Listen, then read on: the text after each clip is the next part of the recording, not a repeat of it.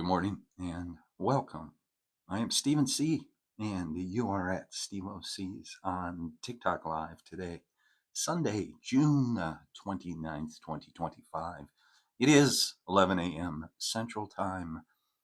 We are here every day at 11 a.m. Central Time to review the Course in Miracles lesson of the day and a corresponding portion of the text using Course in Miracles, the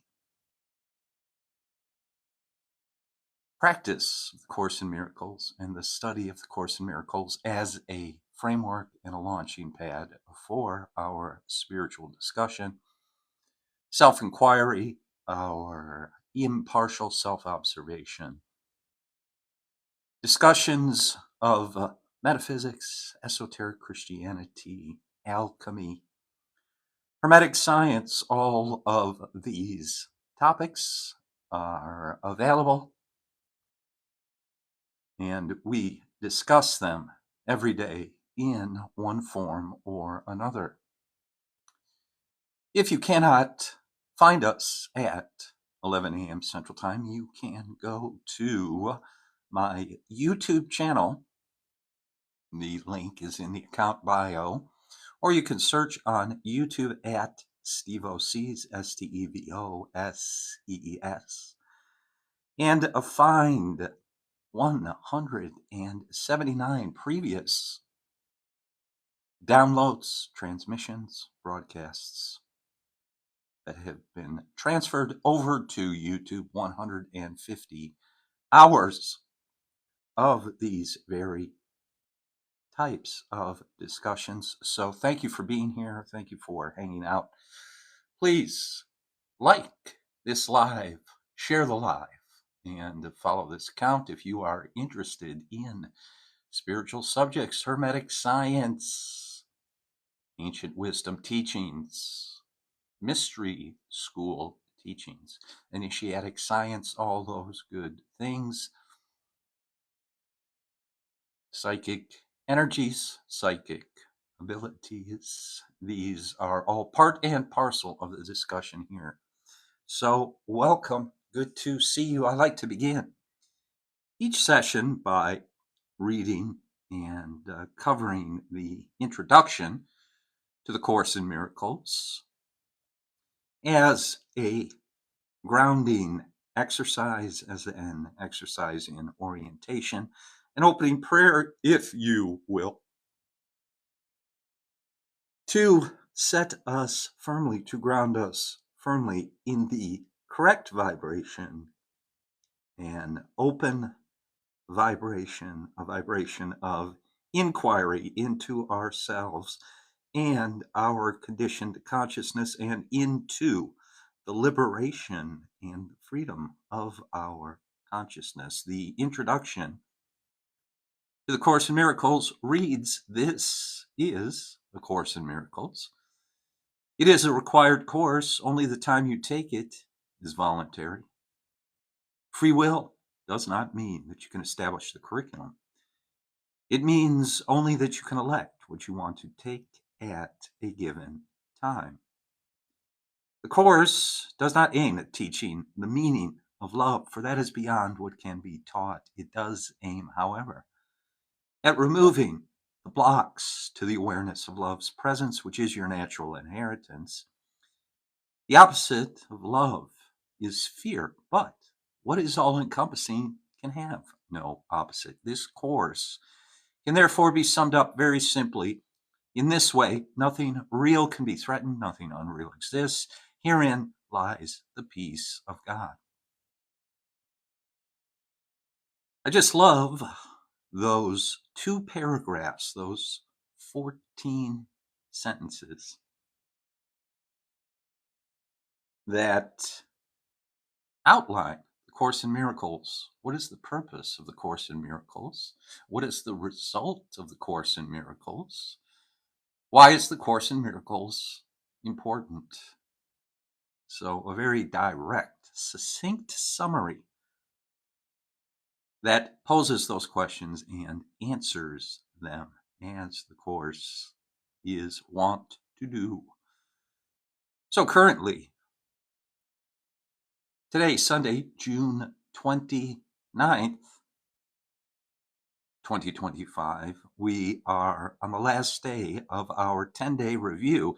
Review number 5, reviewing the last 20 lessons. 2 lessons per day, 2 lessons per review. And I'm going to take us through the introduction to this review, to review number 5, as again, it sets us up specifically for this review and for the next section of the workbook and the next sections of the text that we will be encountering. And the introduction to review number 5 says we now review again. This time we are ready to give more effort and more time to what we undertake. We recognize we are preparing for another phase of understanding. We would take this step completely that we may go on again more certain, more sincere, with faith upheld more surely. So we are preparing for a new phase, a deeper phase of understanding. We wish to undertake this completely, 100%, so that we may continue to live our life more certain, more sincerely, with a deeper faith in the truth, with a deeper faith in our protection and perfection.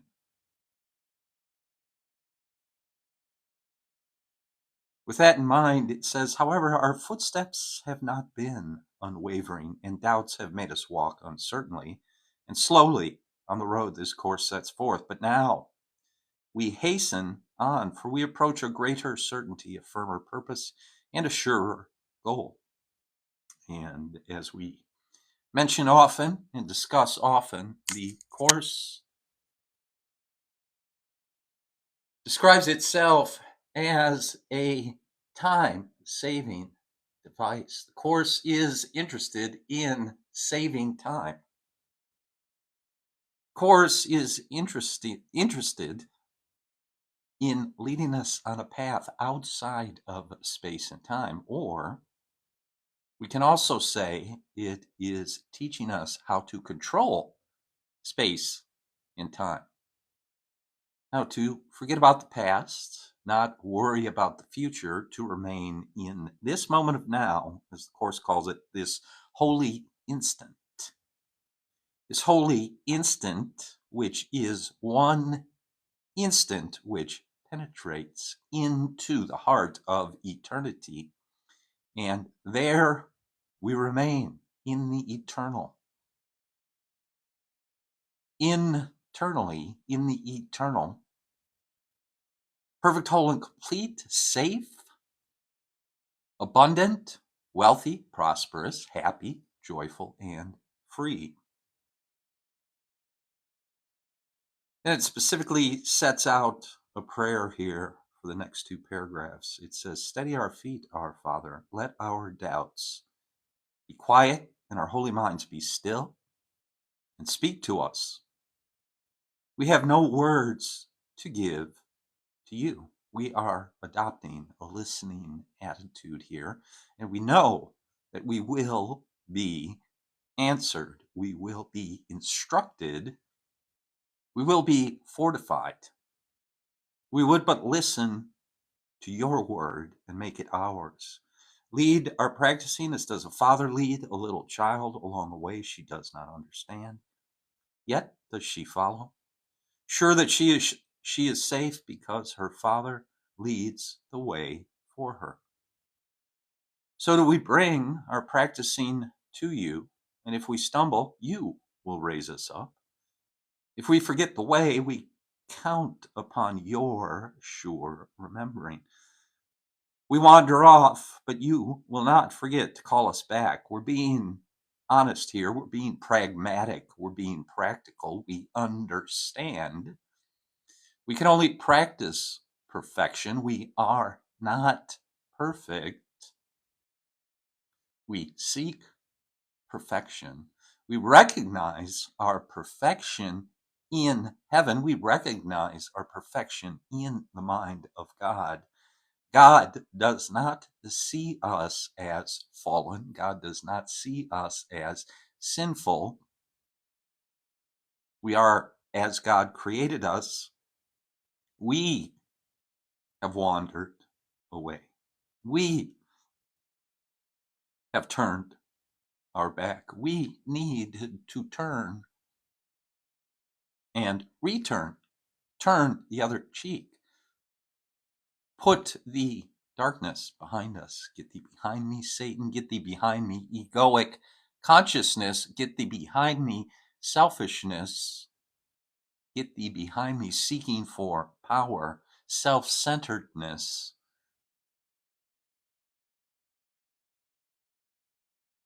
Let me heal not only myself, but the entire world, the entire planet. Let me see it through the eyes of Christ. Let me see the world. Let me experience and perceive the world through the eyes of the Holy Spirit.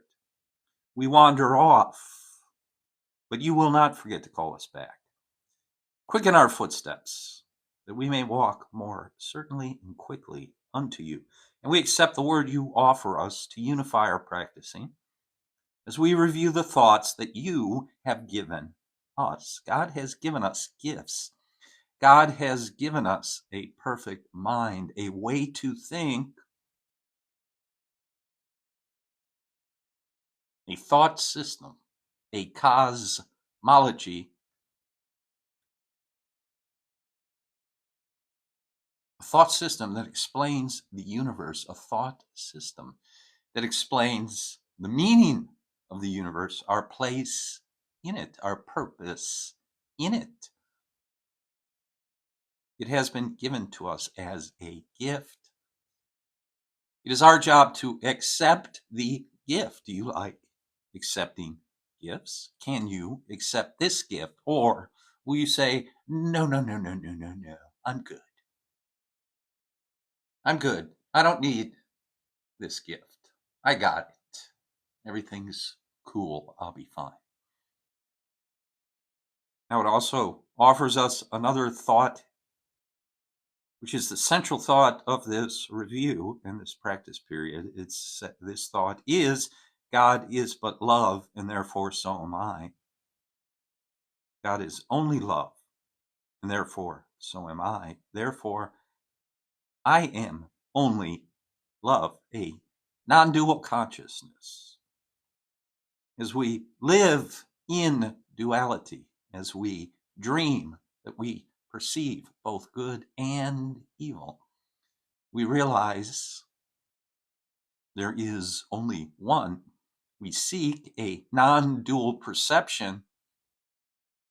We practice a non-dual perception to see all things as one, to see no one separate, to see no one as an enemy, to see no one as a political enemy, to see no one as an economic enemy or victim.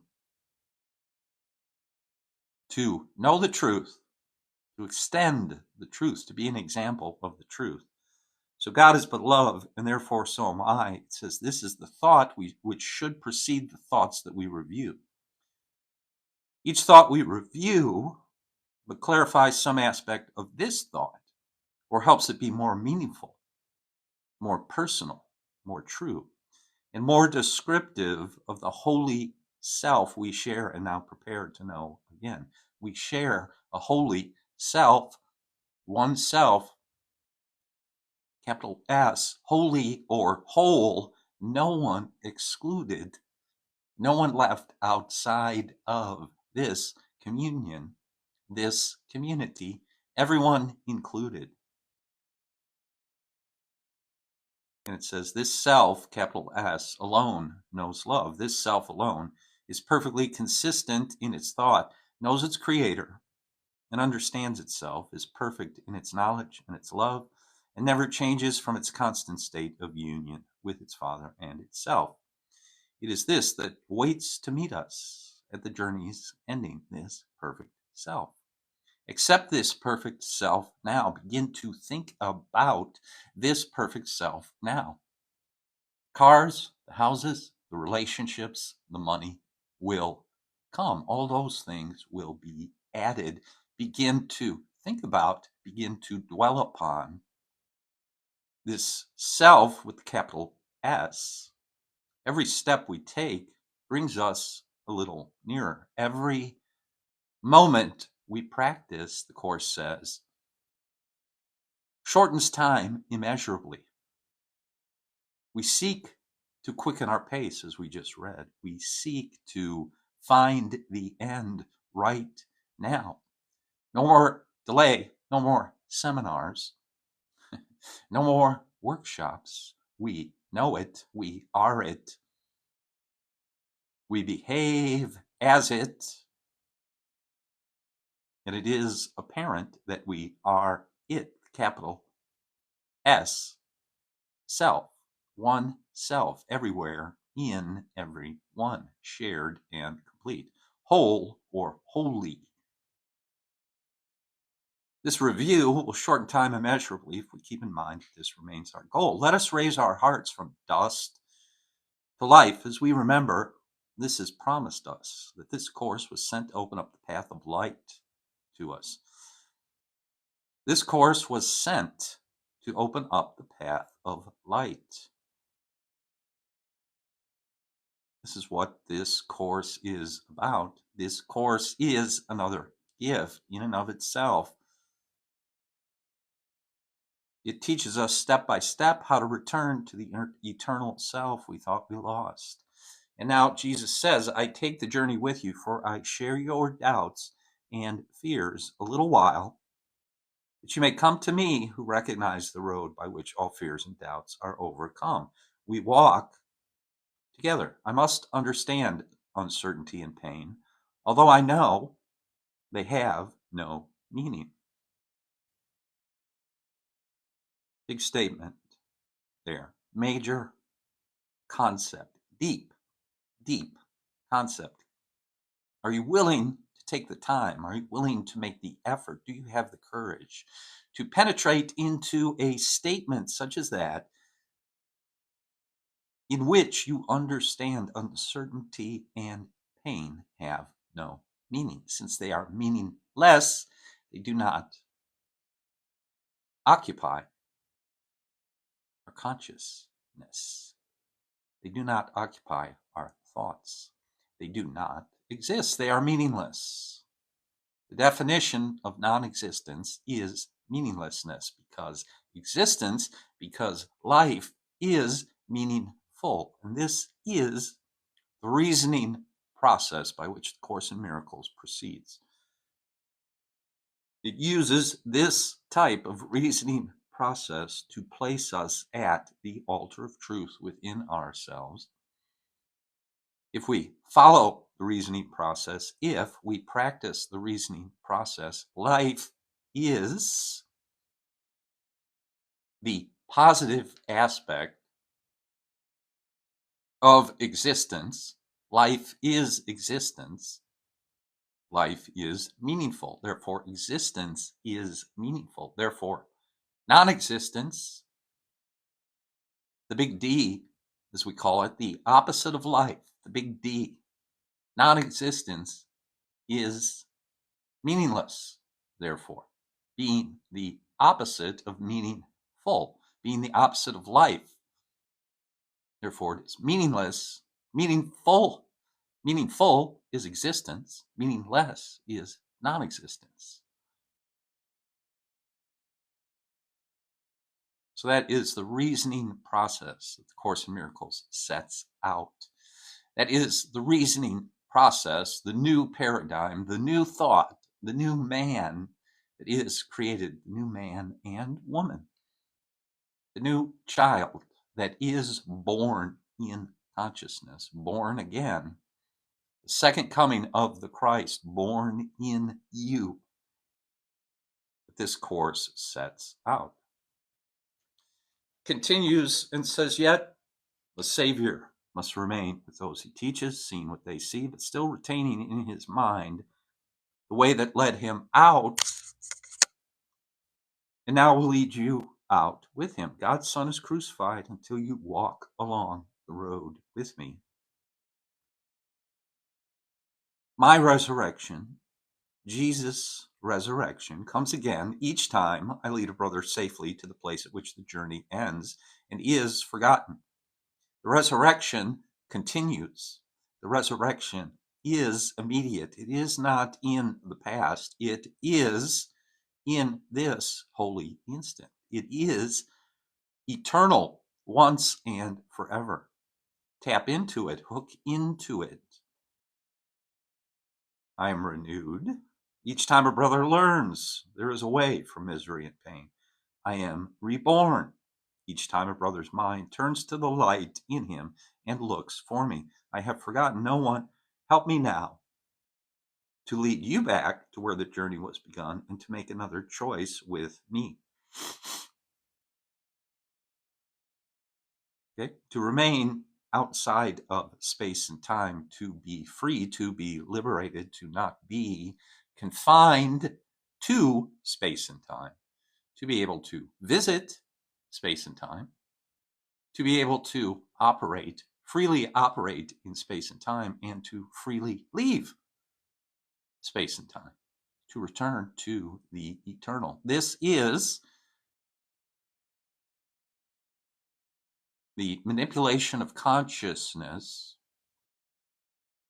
This is the resurrected state of mind, completely in control of the mind, not subject to unconscious forces, not subject to two-dimensional archetypes, but to bring the two-dimensional archetypes into living flesh and blood. To make the word, to make the archetypes become flesh and blood.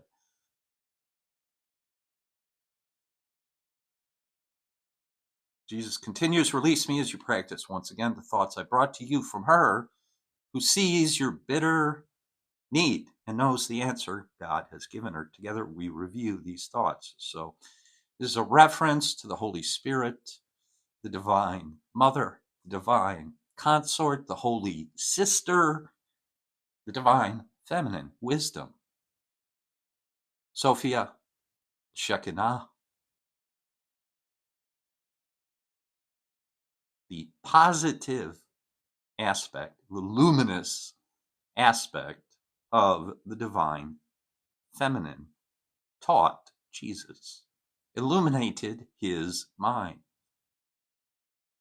okay, helped him to reclaim path back to God. Yes, fine, he is God, but he took on his cross, he took on the burden of the flesh. The burden of the flesh involves forgetting.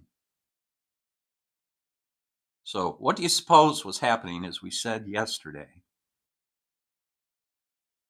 In that time, which is not recorded in the Bible, which is not present in the books of the Bible, what happened?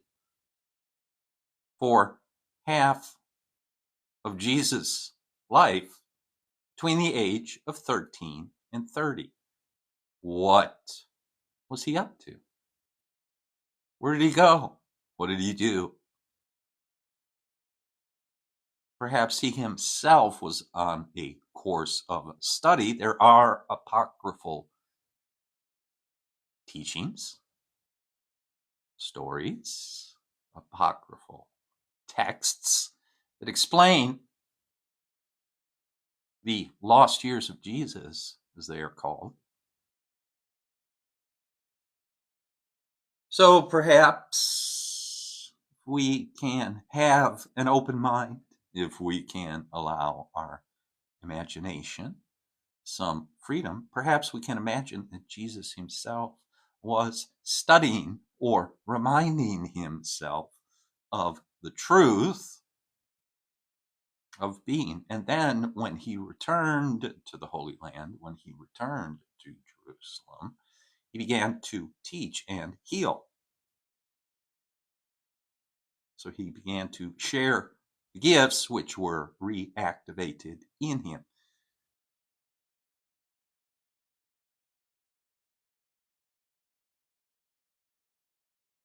Perhaps this type of mythology, perhaps this type of narrative of the life of Jesus, perhaps, maybe, is a more gentle interpretation, a more expansive interpretation of the teachings of Jesus, which may not lead us into a path of worldly excess, worldly domination, which may not lead us to the sword, which may not lead us on the path of retribution. Maybe there is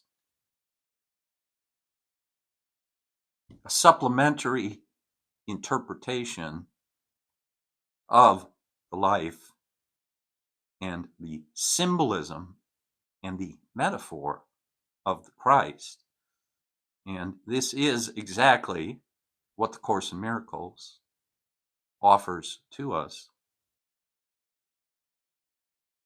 A transformation of consciousness that will allow us to look differently, to perceive differently. To perceive differently everything we've been told, to perceive history differently. The history of the church, secular history, the history of power, the quote-unquote conflict between earthly power, if we, spiritual power or heavenly power. If we picture Jesus in the desert being tempted by Satan, and the denial of the offerings of Satan, okay, which is simply the opposite, the dual aspect, the absence of Christ consciousness, okay, Satan, satanic, devilish, is simply the absence of Christ consciousness. It seems to take on a life of its own. However, it is nothing. It is nothingness. It is meaningless.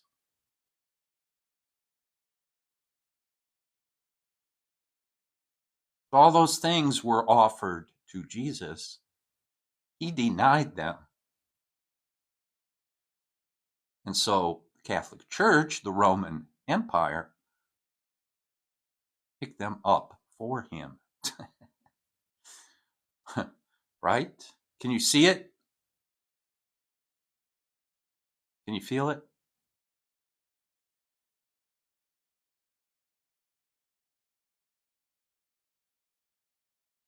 So let this review be then your gift to me, a gift to the Christ consciousness, a gift to the Holy Spirit. This review, this practicing, this discipline. This is the practice of returning ourselves, offering ourselves back to the Father, sacrificing ourselves, our conception of ourself,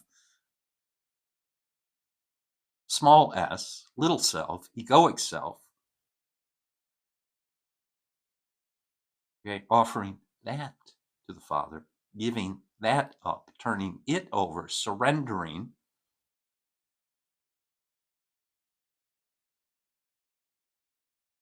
giving up the passion, the pain and suffering here, as it's called, as is being noted, giving it up, turning it over to the Divine Mother, to the Divine Feminine, who heals it, who removes it from our awareness and thus removes it from our experience. Let this review be your gift to me. Let this review become a time in which we share a new experience. Yet one as old as time and older still. God is but love, and therefore so am I. So let's go to lesson 180, the last lesson in this review. God is but love, and therefore so am I. Reviewing lesson 169, by grace I live. By grace I am released. By God's grace I live. By God's grace I am released. What am I released from? I am released from pain and suffering. By grace I live. By grace I live in joy, freedom, and happiness. God is but love, and therefore so am I. Lesson 170, there is no cruelty in God, and none in me. There is no cruelty in God, and none in me. So picture the crucifixion, if you would. Picture the crucifixion for a moment, and then tell yourself there is no cruelty in God, and none in me. And practice reconciling those statements. Now you can come to the website of the Course in Miracles, ACIM.org. There's a search function on the website. You can search the word crucifixion, and you can find out what Jesus says about the crucifixion, a new interpretation, a new dispensation, if you are willing to take a look at it, to consider it, to contemplate it, to meditate upon it. Jesus simply gives a new interpretation of what the symbol of the crucifixion is. Everything in this third dimensional world is symbolic. It is a metaphor for the truth. The earth is a symbol of heaven. Okay, it must be purified. It is in an adulterated state. It is mixed. Okay, it is light and darkness, which, for all intents and purposes, you can call darkness. Okay, not completely dark. There is light, of course. It calls us forward, the light. We are returning to all light, no shadows. So there is no cruelty in God, and none in me. God is but love, therefore so am I. So that is lesson 180, and also a review of some of the ideas to keep in mind while contemplating the thought that there is no cruelty in God, and that by grace I live, by grace I am released. So finally then, to a portion of the text, chapter 21, section 1. It is entitled The Forgotten Song.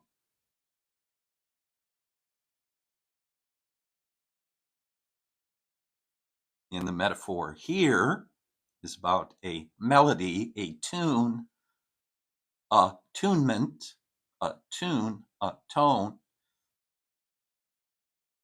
a forgotten song, a song we are familiar with, a dance we had danced before, which we are returning to, and it has been forgotten.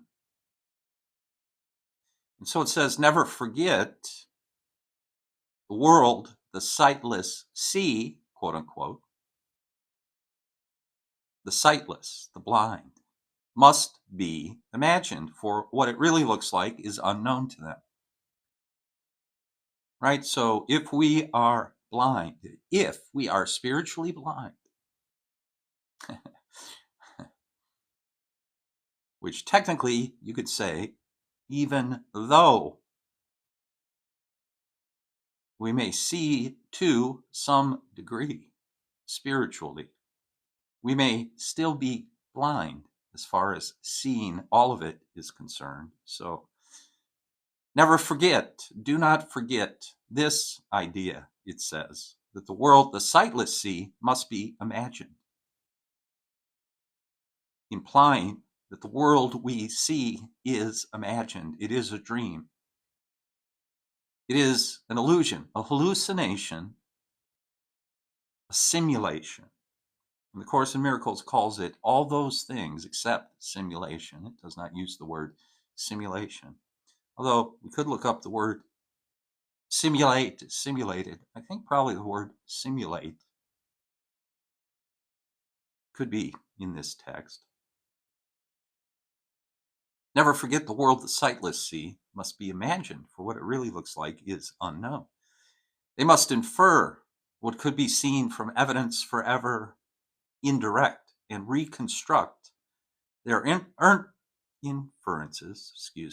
reconstruct their inferences as they stumble and fall because of what they did not recognize, or walk unharmed through open doorways that they thought were closed. And so it is with you. You do not see. So again, I love this attitude of the Course in Miracles. I love this attitude of what is being taught here. So it is with you. The Course describes constantly the distorted situation of perception, the distorted situation, the distorted consciousness under which we operate. It's a split mind, it's called, which many psychologists, therapists will understand that terminology, a split mind. And the Course says it's one split, there's two things, one choice, one split to be made. The choice between heaven and hell, the choice between the truth or illusion, the choice between love or hate. It's all the same. It's all one thing. So I love that the Course is constantly saying that Jesus here, the voice for Jesus, is constantly saying, this is your problem. Wake up. Recognize the problem so that it can be solved. And then it continues by saying, recognize the problem has already been solved. So while it will point out that there's a problem, then almost immediately in every case goes on to say, there's actually no problem. It's an illusion. You've hypnotized yourself. You've convinced yourself to believe in what doesn't exist. So that is the grand illusion. That is the great game that is being played. And so it is with you. You do not see. Your cues for inference are wrong. And so you stumble and fall down upon the stones you did not recognize and fail to be aware you can go through the doors you thought were closed, but which stand open before unseen eyes waiting to welcome you. How foolish it is. Okay, the fool, the journey we are on. Think of the first tarot card, the Fool. How foolish it is to attempt to judge what could be seen instead. It is not necessary to imagine what the world must look like. It must be seen before you recognize it for what it is. You can be shown which doors are open, and you can see where safety lies and which way leads to darkness and which to light. Judgment will always give you false directions, but vision shows you where to go. Why should you guess? And here the Course is reinforcing the idea that it's very easy to decide pain or joy. disillusionment, depression, or happiness. Love. Vision, an internal vision.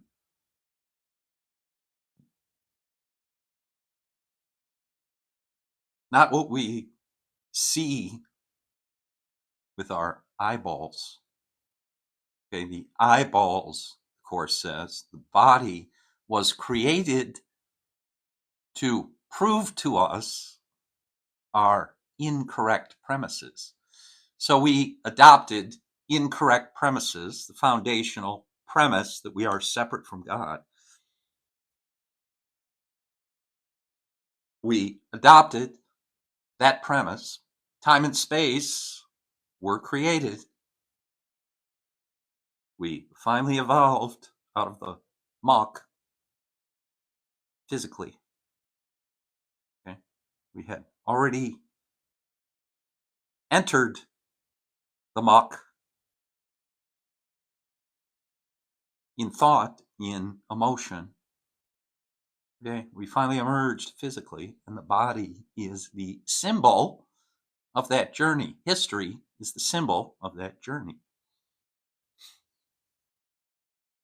And now we're at the point in that journey where we return,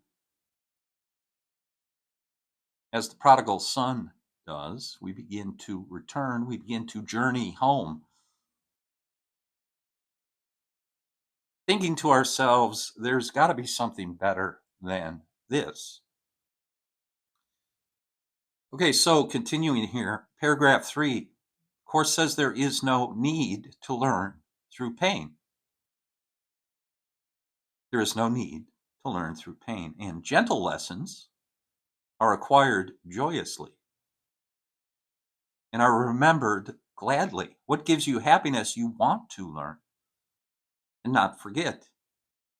It is not this you would deny. Your question is whether the means by which this course is learned will bring to you the joy it promises.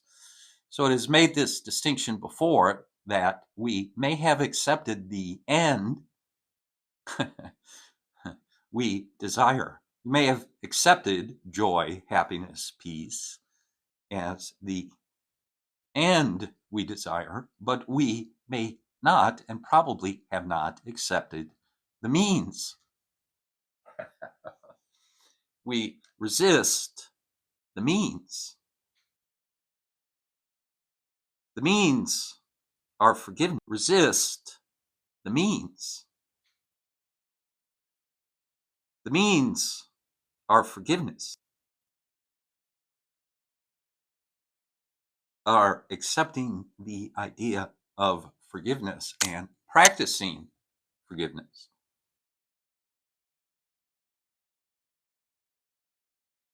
The means are seeing Christ, the light, extending love to everyone and everything. So it says, your question is whether the means by which this course is learned will bring to you the joy it promises. If you believed it would, the learning of it, the application of it would be no problem. You are not a happy learner yet because you still remain uncertain that vision gives you more than judgment does, and you have learned that both you cannot have. Blind become accustomed to their world by their adjustments to it. They think they know their way about in it. They learned it not through joyous lessons, but through the stern necessity of limits they believed they could not overcome. And still believing this, they hold those lessons dear and cling to them because they cannot see. They do not understand the lessons keep them blind. Right? So this is the conditioning of the mind. This is the hypnotism. This is the brainwashing. We've taught ourselves to see things a certain way and are reluctant to give up that way of seeing, reluctant to give up that perception. We will not apply the means that are necessary to change our perception. We do not believe fully that the means will lead to the end, will produce the end. And so we proceed slowly, we proceed reluctantly, we continue to learn through pain and suffering when we could be learning through joy and happiness. So the Course is painting a picture here, and again asking, whom will you serve this day? Which way will you follow? They do not understand the lessons keep them blind. This they do not believe. The lessons we have taught ourselves, the lessons we have learned of separation from God, the lessons of the big D, the opposite of life. So they keep the world they learn to see in their imagination, believing that their choice is that or nothing. They hate the world they learn through pain. And everything they think is in it serves to remind them that they are incomplete and bitterly deprived. Thus, they define their life and where they live, adjusting to it as they think they must, afraid to lose the little they have. And so it is with all who see the body as all they have and all their brothers have. The idea of materialism, a reductionist view of anthropology, of sociology, a scientism of the mind that says nothing exists except what I perceive with my five senses. They try to reach each other and they fail and fail again, and they adjust to loneliness, believing that to keep the body is to save the little that they have. Listen and try to think if you remember what we will speak of now. Okay, so first 5 paragraphs there, a setup for a description of the forgotten song. What has been forgotten? We have forgotten heaven. We have forgotten truth, individually and collectively, right? So it goes through those first 5 paragraphs, hoping to persuade us of the condition we find ourselves in and the resistance to that persuasion is great. It is monumental. It is why Jesus says in the Bible,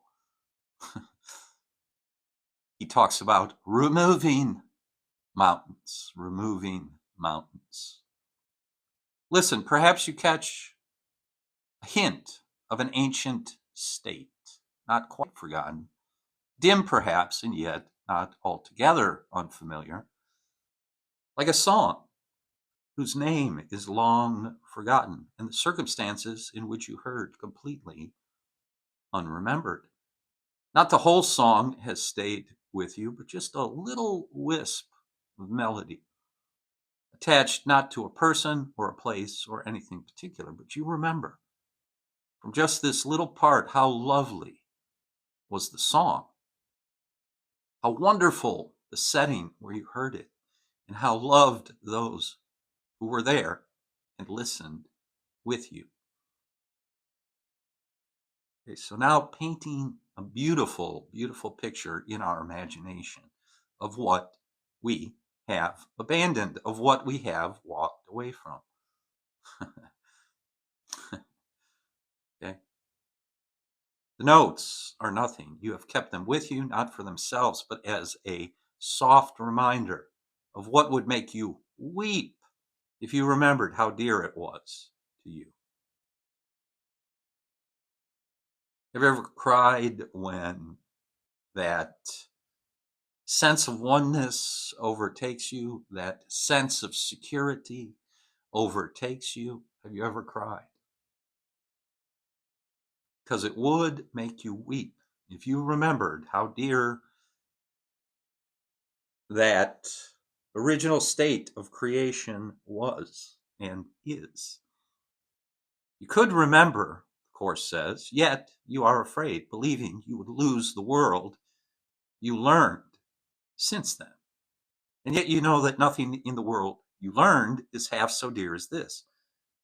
Listen and see if you remember an ancient song you knew so long ago and held more dear than any melody you taught yourself to cherish since. So, going to stop there.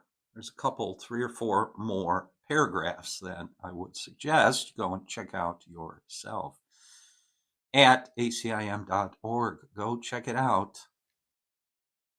The idea is there is a forgotten song that if we recalled the song, if we recalled the state of being that we inhabited when we heard that song, if we recalled the love that was present, the people, the other souls that were present as we heard that song, we would weep with the memory. So go read that section of the Course called The Forgotten Song. And thank you for being here. Thanks for hanging out. Thank you for the likes, the follows, and the comments. I'm here every day at 11 a.m. Central Time, or go check out the YouTube channel. The link is in the bio. My name is Stephen C. You are at Steve O'Sees, STEVOSEES. Peace and blessings. Love you. And have a great Sunday. Talk to you tomorrow.